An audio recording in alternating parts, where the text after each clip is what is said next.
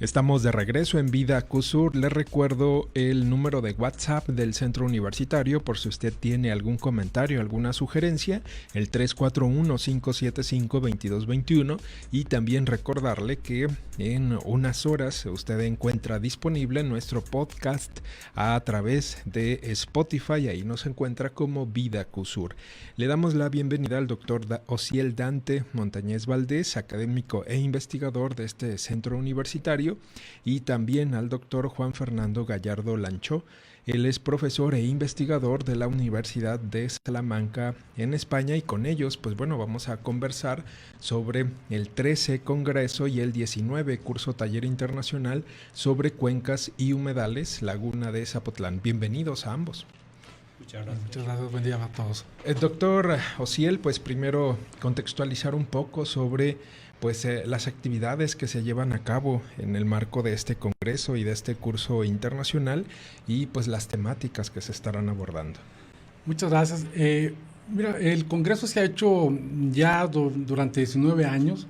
Se ha hecho mucho enfoque en la cuestión de los humedales. Hemos tenido varios congresos con esos temas, algunas cuestiones de las cuencas regionales aquí dentro de Jalisco. Y particularmente para este año pensamos en algo que está no de moda, pero que es ya preocupante, que tiene que ver mucho con cambio climático y todo eso. Cuando estábamos pensando cuál podía ser la temática a abordar, creo que la ocurrencia del equipo de trabajo que estamos ahorita llevándolo al Congreso fue Educando para la Sostenibilidad, con la intención de ver las interacciones que están teniendo particularmente en esta parte, en esta región del estado y a nivel internacional, los impactos que pueden tener ambientales todos los sistemas de producción pecuaria y agropecuaria que hay en el alrededor. Entonces, bajo esas temáticas, tratamos de contactar expertos que nos pudieran dar un enfoque mucho más amplio de lo que puede tener o las consecuencias que podemos tener a futuro si seguimos con este ritmo de, vamos a decir, un poco desordenado de trabajo, sin pensar en la sostenibilidad, ¿cómo se llama?, en los estados o en la productividad, para poder lograr en un momento dado educarnos, ¿sí?, y ser un poco más sostenibles en el riguroso significado de la palabra. Para eso pues fueron varios invitados, empezando con el doctor Gallardo.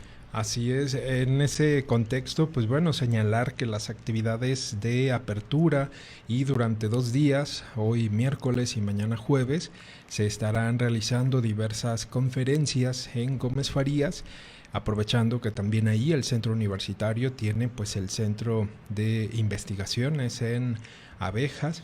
Y pues bueno, precisamente el doctor Juan Fernando Gallardo Lancho, él dictó la conferencia de apertura sobre un tema interesante sobre el suelo, doctor. En esta conferencia, pues usted hablaba de que el suelo es un recurso no renovable y que en este momento pues tiene una serie de características, que es cada vez más urbano y que el suelo rural pues bueno se destina a la producción de alimentos, a los pastizales para el ganado, pero también pues a la producción de biocombustibles en este momento donde bueno los recursos energéticos fósiles pues bueno son muy cuestionados, son cada vez también menos. En ese sentido, doctor, ¿cuál sería el balance justo pues para no poner en riesgo la disponibilidad del suelo, pero también pues que sean suelos saludables?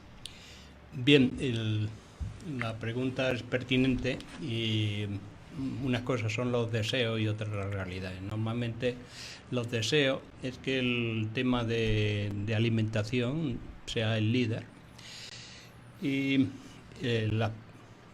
aquellos suelos que no son aptos, dedicarlo más a otros aspectos como podría ser la forestería o podría ser el medio urbano. Y si puntualmente pudiera haber una carencia de recursos renovables en torno a energía, dedicarlo a biocombustibles. Entonces, este planeamiento, obviamente, muchas veces la dinámica de las sociedades lo rebasa. Y, por ejemplo, Y un ejemplo concreto, imagínense que el precio de los biocombustibles o de los combustibles subiera mucho. Probablemente, a pesar de que no sería muy recomendable extender los biocombustibles, pues lo lógico es que triunfaría, que dominarían producir biocombustible a producir alimentos. Entonces, es una cuestión muy difícil, no deja de ser política, pero lo que sí está claro es que lo deseable, que lo que usted pregunta, sería que el territorio tenga el menos suelo urbanizable posible. Esto es un drama para México, porque México copia ciudades horizontales que terminan con los mejores recursos de suelos, porque normalmente las ciudades están en los valles, o en los llanos, como dice el corrido, ¿no? Entonces, la extensión ilimitada, por ejemplo, del caso de Guadalajara, significa que los mejores suelos quedan bajo el asfalto. Entonces ustedes tendrían que cambiar el modelo a un modelo de ciudades más verticales. No digo verticales, pero más verticales, de tal manera que la expansión urbana sea la mínima posible. Eso es lo primero. Entonces nos quedarían ya zonas que digamos son menos aptas para la producción agrícola, serían los pastos y los forestales, que obviamente eso lo da el territorio. Nosotros no podemos imponerlo, nos viene dado, ¿no? Y la mayor parte para agroalimentación, que debería ser un poco la vocación de esta zona, y lo menor posible, pero ya digo que eso la sociedad lo impone, para biocombustible. Bien, es verdad que en el caso concreto de Ciudad Guzmán tendría que estar muy regulado hacia dónde van a estar esas dedicaciones, porque las dedicaciones intensivas cerca del lago va a ser la perdición del lago. Entonces tendría que haber una zona de protección donde estuviera muy regulado todo esto que usted pregunta. Así es. Una de las preguntas que tengo también es enfocada hacia este aspecto. Esta región, pues bueno, es por todos conocidos que en los últimos años pues ha tenido un repunte en la producción de alimentos, principalmente las famosas bayas y pues también la producción del aguacate. Y pues ya se empiezan a ver, digamos, algunas consecuencias, principalmente en el lago, ¿no? Hemos visto cómo el lago pues supera su perímetro de agua, pero bueno, no es porque haya más agua, sino porque hay una serie de arrastres, una serie de sedimentos que pues están llenando esa superficie, pero pues también en este territorio que es esta cuenca cerrada, que no tiene salidas, ¿qué tipo o es viable precisamente este vocacionamiento hacia lo agrícola, hacia la producción de alimentos, doctor? Las condiciones son propias para la producción de alimentos, pero el tema es que si ustedes se dedican a la sociedad primaria, a la producción primaria, obviamente los recursos para una población creciente va a ser cada vez menores, por la lógica, ¿no? Más personas y la misma producción primaria, porque viene determinada por el territorio que tenemos y no lo podemos ampliar, no podemos tirar una montaña y ampliar y todas esas cosas, ¿no? Entonces, el tema está en que todo esto tiene que planificarse en el sentido, como decía antes, de crear una protección de suelos, de tal manera que ese azolvamiento, esa colmatación del lago disminuye.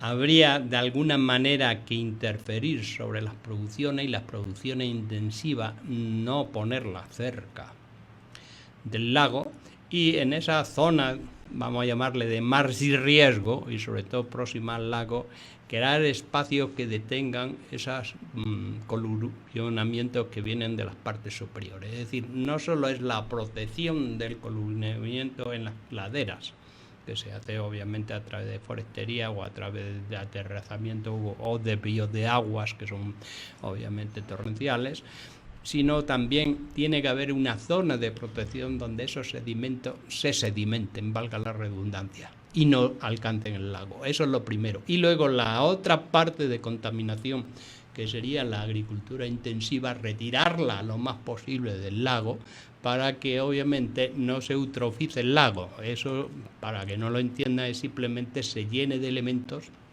químicos que van a llevar a la muerte del lago. Es decir, aumenta el lirio de agua, aumenta la lenteja de agua, aumentan las algas, pero disminuyen la cantidad de peces. Perfecto. En la conferencia, doctor, pues bueno, presentó una diapositiva donde mostraba pues las condiciones del suelo, digamos a nivel global, y aparecía pues una cantidad impresionante de los continentes en rojo, y eran suelos pues muy erosionados o muy erosionados. Ante esta situación y ante pues bueno el cambio climático, ante pues el incremento que hemos estado viendo en las temperaturas, el deshielo de los polos, en este momento pues bueno, ¿cuáles son estas condiciones en las que pues estamos viviendo? Bien, eso tiene que ver mucho con los suelos, porque el suelo puede funcionar de dos maneras: o capturando carbono de la atmósfera, con lo cual reduce los niveles de CO2 en la atmósfera, esto normalmente no se dice, o emitiendo, con lo cual al emitir produce más CO2 en la atmósfera. Eso lo lleva la microbiología. Poca gente sabe microbiología. Entonces esa microbiología que no vemos está en el suelo, y es la que determina si el suelo va a ser un pozo, un sumidero, o va a ser una fuente, es decir, va a ser un emisor de CO2. Entonces la disyuntiva no debe ser nada más que un manejo. Yo decía, por ejemplo, que los grandes límites para el desarrollo de México son tres. Uno es la explosión demográfica, que han solucionado otros países. Uno a la fuerza, como China, y otro por la educación, que como Estados Unidos o Europa, donde la cantidad de niños que ve uno en el jardín a veces es alarmante, porque no hay. Aquí pasa todo lo contrario. Entonces, si ustedes no regulan ese primer problema, no salen, podría decir, de ser siempre un país en desarrollo, porque el incremento de producción siempre se ve rebasado por el incremento poblacional, que exigen más servicio y exigen más alimento. Ese es el primero. El segundo es el tremendo de las aguas negras. Usted podría decir, tiene un gran problema de falta de agua de calidad.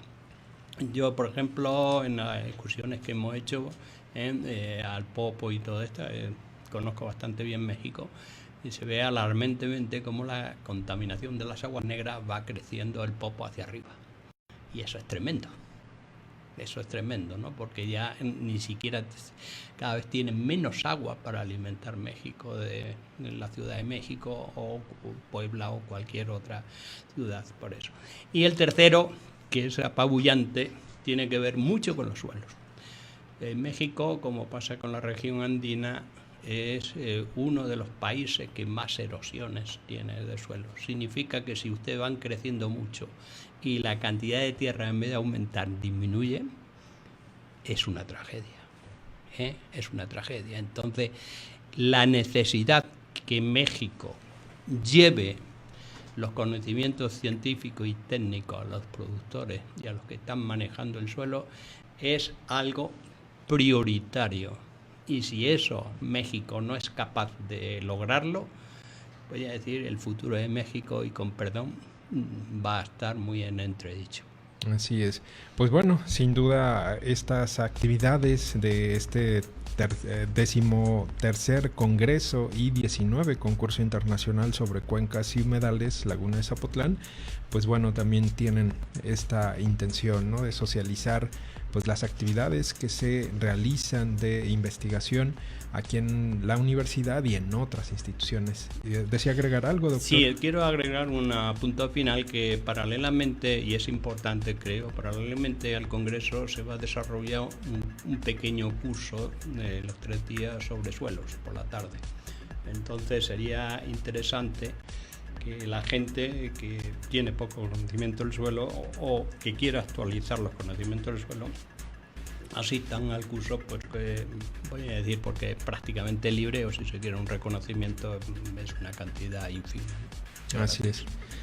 Así es, este taller de suelos, concepto, manejo y aprovechamiento se va a estar realizando este miércoles, jueves y viernes aquí en el centro universitario de 4 a 7 de la tarde en el auditorio Antonio González Ochoa.